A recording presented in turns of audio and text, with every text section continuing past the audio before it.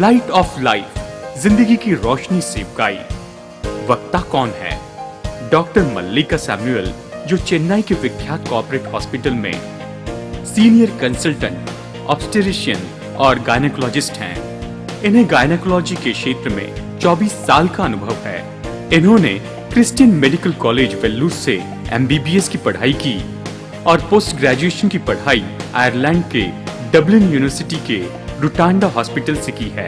ये विशेषज्ञ हैं high risk obstetrics, laparoscopy surgery और इनफर्टिलिटी में। ये अपने चर्च में स्तुति आराधना में अगुवाई करती हैं और साथ ही ये वहाँ प्रचारक भी हैं।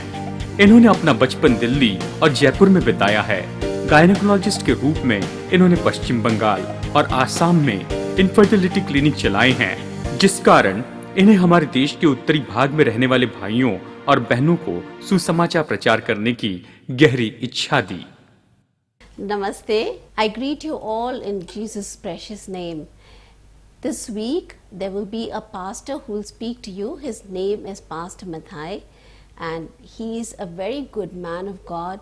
He is the pastor of the Cornerstone Church in Chennai, and I would like you to listen to him and to learn from him this week. Greetings to you in the name of Jesus, who is coming very soon. यीशु जो कि बहुत ही जल्दी आने वाला है, उसके नाम में आप सभी को अभिवादन। It's a great joy to meet you again. आप सभी से मुलाकात करना सच में बड़े आनंद की बात है। And I'm sure you have known the touch of God. और निश्चय मैं जानता हूँ कि आपने परमेश्वर के स्पर्श को जाना है, Because the word of God has the power to heal and to deliver. क्योंकि परमेश्वर के वचन में चंगाई देने और छुटकारा देने की सामर्थ है। Psalms 107:20 says, भजन संहिता 107 वचन 20 कहता है, He sent His word and He healed them, delivered them from all destruction. वो अपना वचन भेजकर उन्हें चंगाई देता है और हर एक विनाश से उन्हें छुटकारा देता है। In Matthew's Gospel, मत्ती रचित सुसमाचार chapter 8 verses 16 says, अध्याय 8 वचन 16 ये कहता है, Jesus cast out spirits with His word. यीशु ने अपने वचन के द्वारा दुष्टात्माओं को निकाला। In John's Gospel, यूहन्ना रचित सुसमाचार chapter 6, अध्याय 6 verses 63 says, वचन 63 कहता है, Jesus said, the words that He speaks, they are spirit, they are life. यीशु ने कहा कि जो वचन मैं कहता हूँ ये तो आत्मा और जीवन है।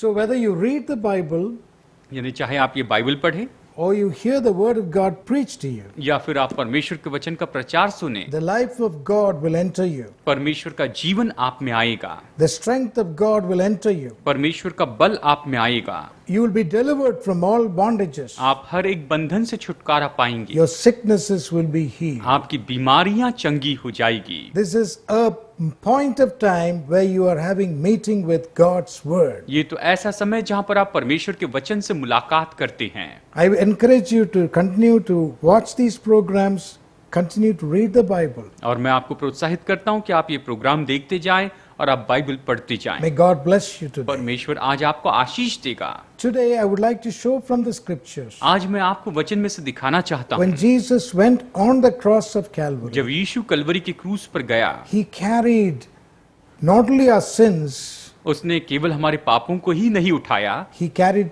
many other things that follow with sin. तो उसने ऐसी दूसरी बहुत सी बातों को भी उठाया जो पाप के साथ साथ आते He हैं। carried our sickness. उसने हमारी बीमारी को उठा He लिया, carried the curse of the law. उसने व्यवस्था के श्राप को उठा लिया He carried the poverty. और उसने गरीबी को उठा लिया। The chastisement of our peace was put upon Him. हमारी शांति के लिए जो ताड़ना पड़नी थी वो उस पर डाल दी गई। He defeated Satan on the cross उसने क्रूस पर शैतान को हरा दिया and He rose again from the dead. और वो मुर्दों में से जी He उठा। conquered death. उसने मृत्यु पर विजय पाई। Jesus said, I am the resurrection and the life. यीशु ने कहा कि पुनरुत्थान और जीवन मैं ही हूँ।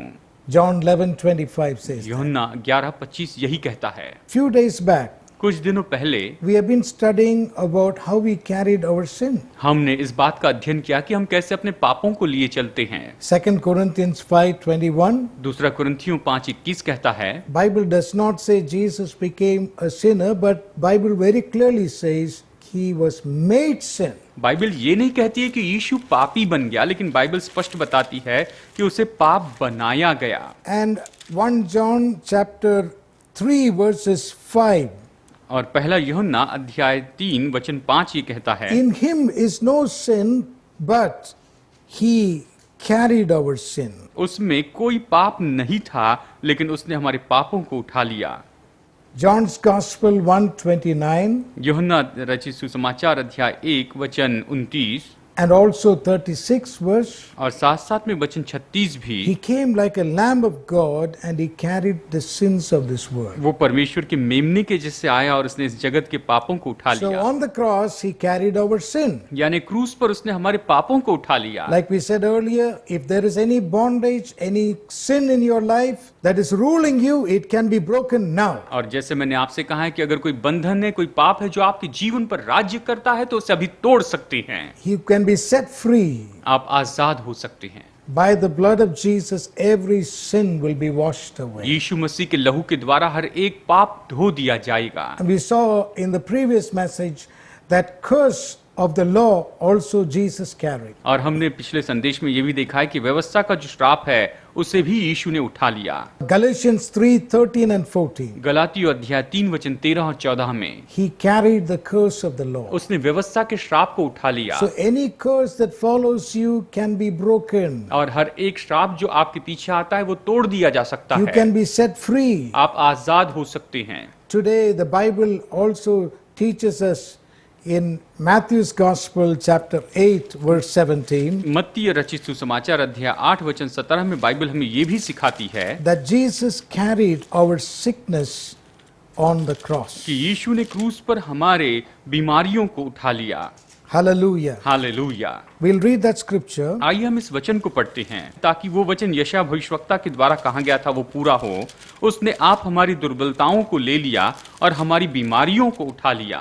He carried all our sickness and infirmity. उसने हमारी सारी दुर्बलताओं को और हमारी सारी बीमारियों को ले लिया And he has healed us already. और उसने हमें पहले से ही चंगा कर दिया So है। every sickness, every disease that the world has seen and that will come in future, all Jesus carried on the cross. हर एक बीमारी जो संसार ने अब तक देखी है और जो आने वाले भविष्य में आने वाली है, उन सभी बीमारियों को यीशु ने क्रूस पर उठा लिया है। In Isaiah chapter 53, यशायाह अध्याय 53 में verses 5, वचन 5 में हम देखते हैं, the Bible says, बाइबल इस तरह से कहती है, By his stripes we were healed. उसके कोड़े खाने से हम चंगे हो गए। It is written in present continuous tense. ये तो वर्तमान में निरंतर चलने वाली बात के रूप में लिखा गया है। In other words, we are being healed by his stripes. दूसरे शब्दों में कि उसके कोड़े खाने के कारण हम लोग चंगे होते जाते हैं। But in the New Testament, लेकिन नए नियम में the Holy Spirit writing the same verse through Apostle Peter. यहाँ पर पवित्र आत्मा इसी वचन को प्रेरित पत्रस के द्वारा लिखता है। 1 Peter chapter 2, पहला पत्रस अध्याय 2 verses 24. वचन 24 में The Bible says, बाइबल कहती है, By whose stripes ye were healed in past tense. और यहाँ पर ये कहता है कि किसके कोड़े खाने से तुम चंगे हुए, यानी ये भूतकाल में कहता है। In the Old Testament, it was present continuous tense. पुराने नियम में ये तो वर्तमान में ऐसे निरंतर चलने वाली बात थी, But in the New Testament, in our times, it is past tense. We have been already healed. लेकिन नए नियम में हमारे समय में ये तो भूतकाल में लिखा गया है, ये हम तो पहले से ही चंगे हो चुके हैं। My dear brothers and sisters, मेरे प्यारे भाइयों और बहनों, Jesus' body was badly bruised before he went on the cross. यीशु मसीह जब क्रूस पर गया उसके पहले उसके शरीर को बहुत बुरी तरह से मारा गया। The Bible says बाइबल कहती है, he was whipped with whips, और उसे ऐसे कोड़े मारे गए, and according to the Roman procedure, minimum there is a striping of 40 times. और देखा जाए तो रोमी परंपरा के अनुसार कम से कम 40 बार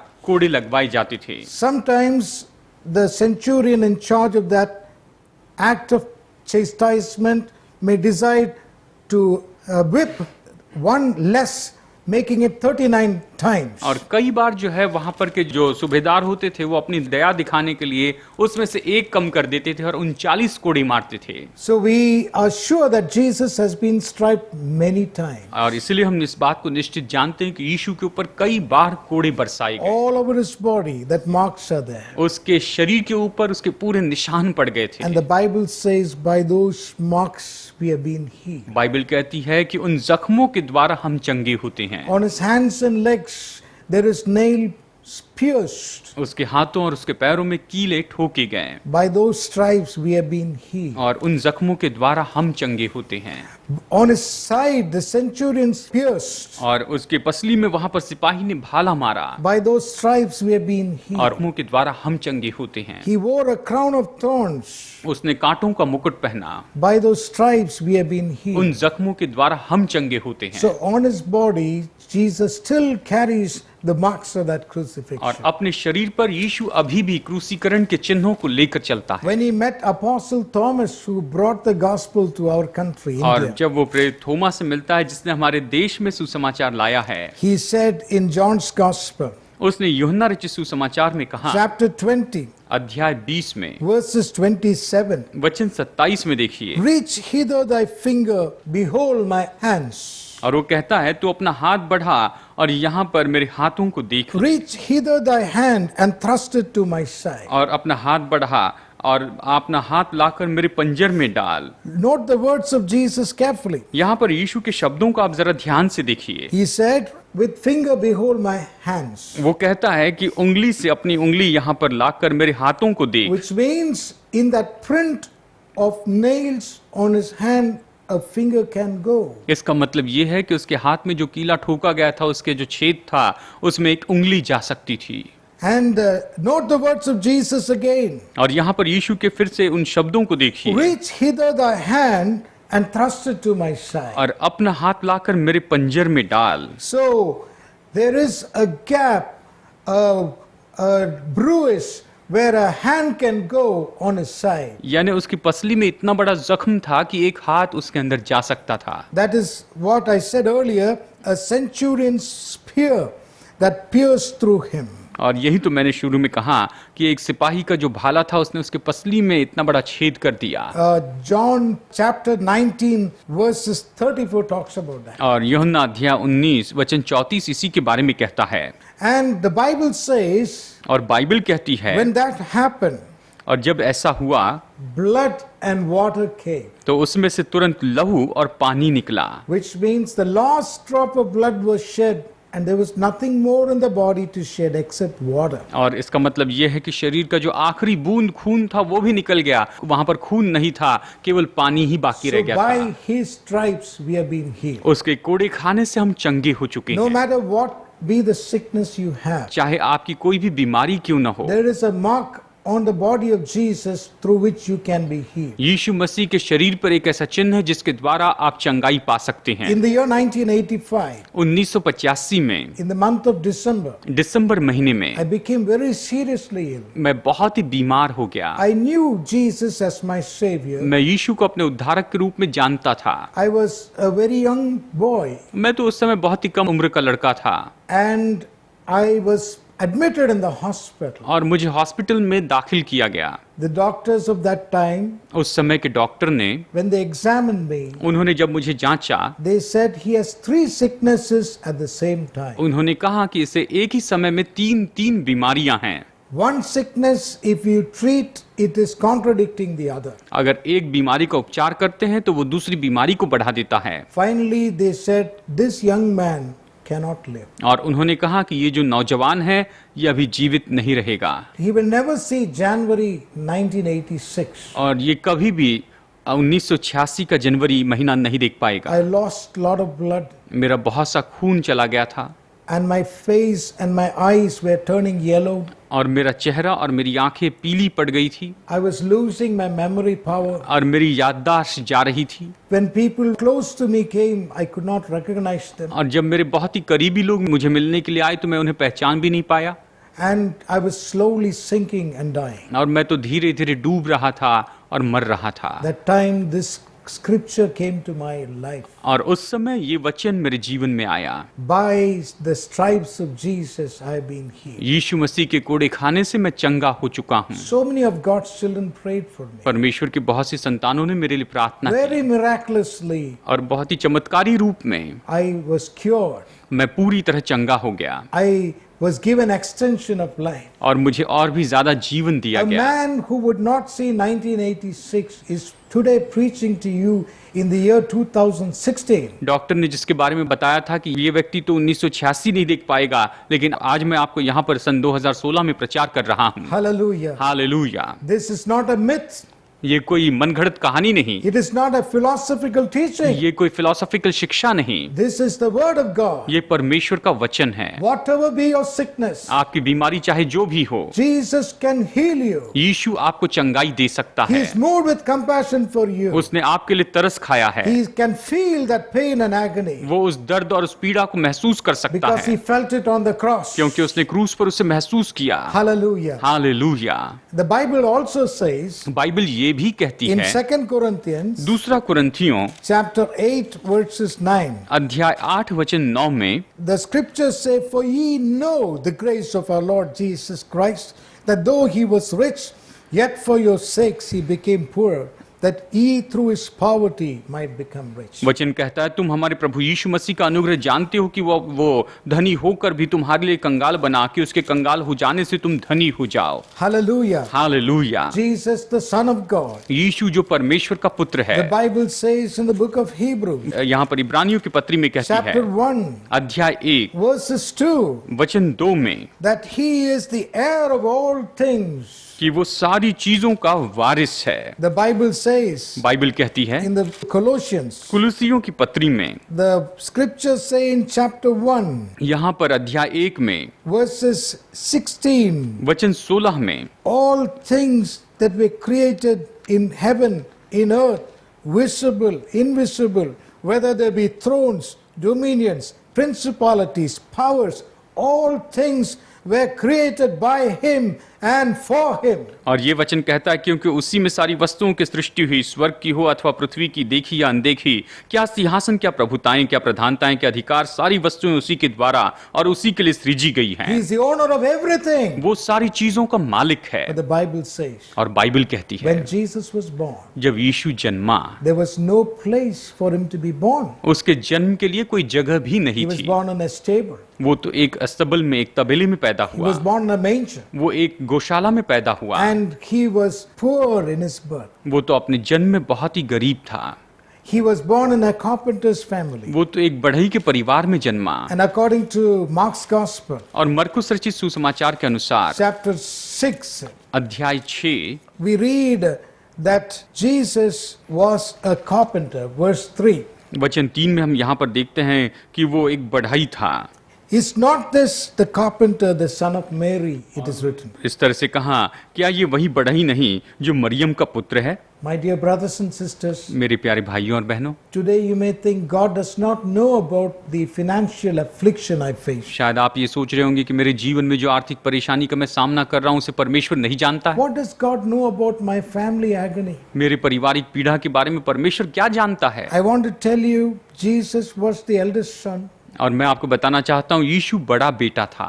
According to Mark's Gospel, chapter 6, verses 3. यहाँ पर देखते हैं मरकुस अध्याय 6 वचन 3 के अनुसार, Joseph and Mary had at least 4 sons. 4 sons' names are mentioned there. और यूसुफ और मरियम के यहाँ पर कम से कम 4 बेटे थे। 4 बेटों का यहाँ नाम बताया गया And है। it's written in plural, sisters. So minimum they had 2 girl children at least. और यहाँ पर अनेक वचन में लिखा गया है कि उसकी बहनें भी हैं, यानी मतलब कम से कम उसकी 2 बहनें थी। 4 plus 2 makes 6. मतलब 4 और 2 मिलाकर 6 हो जाते हैं। Including Jesus is 7. और यीशु को अगर जोड़ा जाए तो 7 बच्चे That's थे। a big family. ये तो एक बड़ा परिवार था। So Jesus knows the agony of family. यीशु परिवार की पीड़ा को जानता है। He understands poverty. वो गरीबी को समझता है। He who was rich was become poor. वो जो धनी था वो कंगाल बना। My dear brothers and sisters, मेरे प्यारे भाइयों और बहनों, when we read about the ministry of Jesus, जब हम यीशु की सेवकाई के बारे में पढ़ते you हैं, may think, how can a poor man have 12 disciples? ये सोचे कि एक गरीब आदमी के पास में 12 चेले कैसे हो सकते हैं। And we also read Jesus had a treasurer called Judas Iscariot. और हम ये भी पढ़ते हैं कि यहूदा इस्करियोती नाम का उसका एक खजांची भी How can था। a poor man have a treasurer? तो एक गरीब आदमी के पास खजांची कैसे हो सकता है? How could he meet the needs of his disciples? कैसे वो अपने चेलों की जरूरत पूरी कर सकता है? But I want to tell you the truth. लेकिन मैं आपको सच्चाई बताऊं, When Jesus was arrested in the Garden of Gethsemane, जब यीशु को गत्समनी के बाग में बंदी बनाया he गया, tasted the highest point of poverty, उसने गरीबी की सबसे ऊंचाई का स्वाद लिया। which is thing that he took upon himself ये तो ऐसी चीज थी जो उसने खुद अपने ऊपर ले ली so that we can be released from poverty. कि हम गरीबी से आजाद हो जाएं। Let us see a few instances quickly. आइए जल्दी से यहाँ पर हम कुछ घटनाओं को देखते हैं। The Bible says बाइबल कहती है in John's Gospel, यूहन्ना रचित सुसमाचार में you come to chapter 19. 19 अध्याय में आप देखिए, The scriptures say in verses 23, यहाँ पर वचन 23 में यहाँ पर ये कहता है, the soldiers, when they had crucified Jesus, took his garments and made 4 parts, to every soldier a part, and also his coat. Now the coat was without seam, woven from top throughout. जब सैनिक यीशु को क्रूस पर चढ़ा चुके तो उसके कपड़े उतार लेकर 4 भाग किए, हर सिपाही के लिए एक भाग, और कुर्ता भी लिया, परंतु कुर्ता बिन सियन ऊन ऊपर से नीचे तक बुना हुआ था। To have a coat of that stature is something that a poor person cannot wear. और इस तरह का जो कुर्ता था वो तो कोई गरीब व्यक्ति नहीं पहन सकता But on the था, cross he began to taste poverty. लेकिन उस क्रूस पर उसने उस गरीबी का स्वाद लिया। They cast lots for that coat. उस कुर्ते के लिए चिट्ठियां डाली, It is prophesied in Psalms 22:18. और ये तो भजन संहिता 22:18 में इसके बारे में भविष्यवाणी की गई थी। According to that prophecy, उस भविष्यवाणी के अनुसार John's Gospel 19:24, यूहन्ना रचित सुसमाचार they अध्याय 19, cast lots for that coat. यूहन्ना 19:24 में यहाँ पर उन्होंने उस कपड़े के लिए चिट्ठियां डाली। That is a sign of poverty. ये गरीबी का चिन्ह है। Are people casting lots for your property? क्या आपकी संपत्ति के लिए लोग चिट्ठियां डाल रहे हैं? You made some wrong decisions. आपने कुछ गलत निर्णय लिए, You thought you made some good decisions. और जबकि आपने सोचा कि आपने कुछ अच्छे निर्णय लिए But हैं, suddenly the circumstances around you changed. अचानक आपके आसपास की परिस्थितियां बदल गई And your calculations went wrong. और आपकी सारी गिनती है वो गलत हो गई। Today, your house, your land is going to be auctioned. और आज आपका जो घर है, आपकी जो जमीन है, उसे नीलामी में बेच दिया जाने Are वाला they है। casting lots? क्या उसके ऊपर वो चिट्ठियां डाल रहे हैं? Jesus passed through that situation. यीशु इस परिस्थिति में से भी होकर He गया। understands your agony. वो आपकी पीड़ा को समझता When you है। come to the lower verses, जब आप निचले और आगे के वचन को देखते हैं, John's Gospel, chapter 19, वो यूहन्ना रचित सुसमाचार अध्याय 19 verses 26, verses 27, वचन 26 और 27, Jesus looks helplessly from the cross at John the Apostle. और यीशु वहां पर असहाय होकर क्रूस पर से नीचे यूहन्ना चेले के पास देखता है। John, the favorite apostle. यूहन्ना जो कि उसका प्यारा ऐसा चेला प्रेरित था, And he says और वो उससे कहता है, to him और वो उससे कहता है, and to his mother Mary, और वो अपनी माता मरियम से कहता है, Woman, behold thy son. हे नारी, देख ये तेरा पुत्र है। And to the disciple, behold thy mother. और उसने चेले से कहा, ये तेरी माता है। Those words conveyed a beautiful message to John. और ये जो शब्द थे, इन्होंने यूहन्ना को एक बहुत ही सुंदर ऐसा संदेश बताया। John understood the heartbeat of Jesus. यूहन्ना यहाँ पर यीशु के दिल की धड़कन को समझ गया था। He knew he was helpless on the cross. वो जानता था कि वो क्रूस के ऊपर पूरी तरह से असहाय है। Being the eldest son, जबकि वो बड़ा बेटा था, he looks helplessly at his mother. उसने असहाय रूप में अपनी माँ को देखा। After he dies on the cross, वो क्रूस पर जब मर जाता है, his mother should not be orphaned. उसकी माँ जो है वो ऐसी अकेली न रहे। So he looks at John and says, John, take care of my mother. तो वो यूहन्ना की ओर देखकर कहता है, यूहन्ना मेरी माँ की देखभाल He करना। looks at his mother and says, take John as your son. और वो अपनी माँ की ओर देखकर कहता है कि यूहन्ना को तो अपना बेटा बना This लेना। is the highest point of poverty. ये तो गरीबी का सबसे ऊंचा बिंदु है। My dear brothers and sisters, मेरे प्यारे भाइयों और when I बहनों, was a schoolboy, जब मैं स्कूल में पढ़ता था, when I was on my way to school, जब मैं स्कूल में जाया करता था, I saw a family dwelling on the pavement. They live on the pavement. मैंने देखा कि वहां पर नीचे में वहां पर एक परिवार रहता था। They don't have house. उनका अपना घर नहीं था, But there was an old woman there. लेकिन वहां पर एक बूढ़ी स्त्री थी। I'm sure it was the son. he was taking care of his mother. और मैं निश्चय जानता हूं कि वो उनका बेटा होगा जो अपनी माँ की देखभाल कर रहा था। My dear brothers and sisters, मेरे प्यारे भाइयों और the बहनों, poorest of the poor also will do something to look after their mother.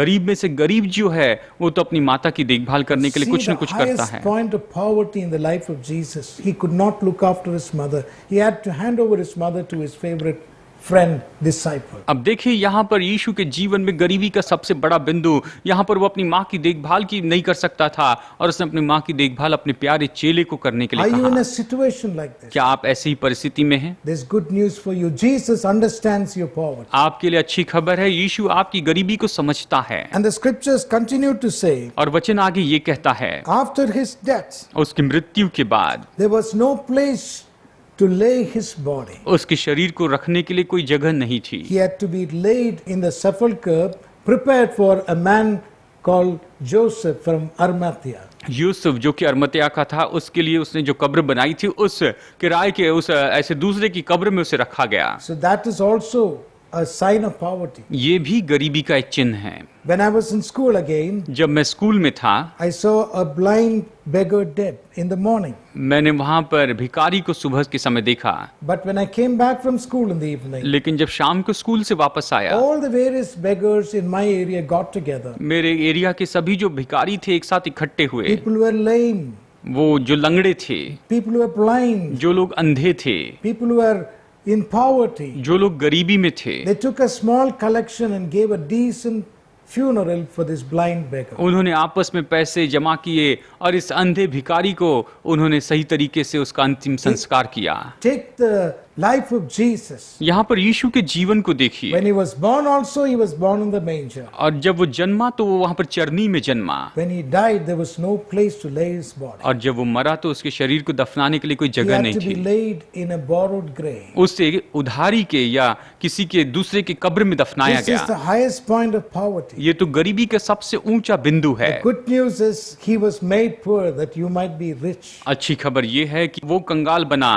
ताकि आप धनी हो I want जाएं। to encourage you today. आज मैं आपको प्रोत्साहित करना चाहता हूँ, If you are in poverty, अगर आप गरीबी में हैं don't suicide. तो आप आत्महत्या मत कीजिए, Don't take wrong decisions. आप गलत निर्णय मत लीजिए, Don't do crime. आप अपराध मत कीजिए। Go on your knees and cry to Jesus. आप अपने घुटनों पर आए और यीशु को पुकार उठें। He understands your poverty. वो आपकी गरीबी को समझता He है। will be able to lift the poor from the dust, from the dunghill, and make you to sit with princes. वो निश्चय ही जो सबसे गरीब है, जो सबसे नीचे है, उसे ऊंचा उठाएगा और उन्हें राजाओं के It साथ is God who बैठाएगा। lifts a person up. It's God who brings a person down. परमेश्वर ही जो किसी व्यक्ति को ऊंचा उठाता है और परमेश्वर ही वो किसी व्यक्ति को नीचे गिराता है। Bible says in Proverbs 10:22, नीति वचन 10:22 में बाइबल कहती है, the blessing of God will make you rich, परमेश्वर की आशीष आपको धनी बनाती है and He adds no sorrow to it. और वो उसमें दुख मिलाकर नहीं देता है। Proverbs 28:13,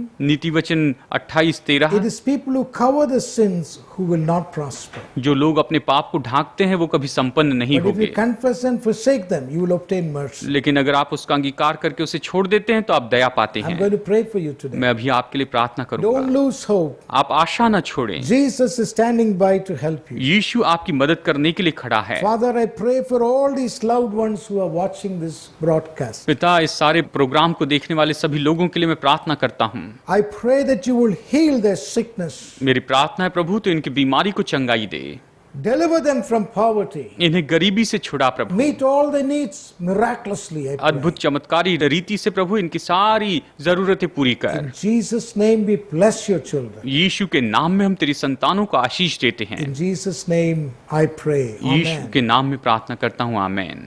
So today, call upon Jesus, taste the deliverance. आज यीशु को पुकारे और उसके छुटकारे का स्वाद ले। God bless you. परमेश्वर आपको आशीष दे, Amen. आमेन।